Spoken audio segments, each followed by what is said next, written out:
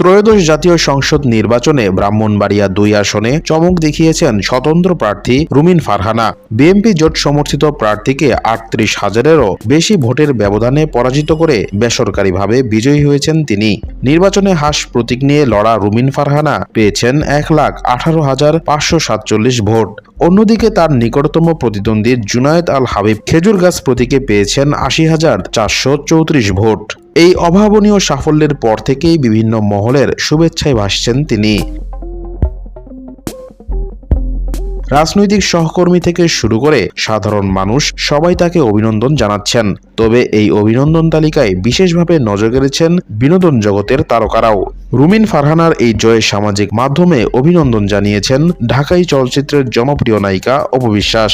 সম্প্রতি নিজের ফেসবুক স্টোরিতে নবনির্বাচিত এই জনপ্রতিনিধির সঙ্গে একটি ছবি শেয়ার করেছেন তিনি। ক্যাপশনে সংক্ষিপ্ত আকারে লিখেছেন, অভিনন্দন। নারী নেতৃত্বের এই জয় এবং বিনোদন জগতের তারকার সমর্থন নেটিজেনদের মধ্যে বেশ ইতিবাচক সাড়া ফেলেছে। অনেক ভক্তই এই দুই সফল নারীকে এক ফ্রেমে দেখে নিজেদের উচ্ছ্বাস প্রকাশ করেছেন।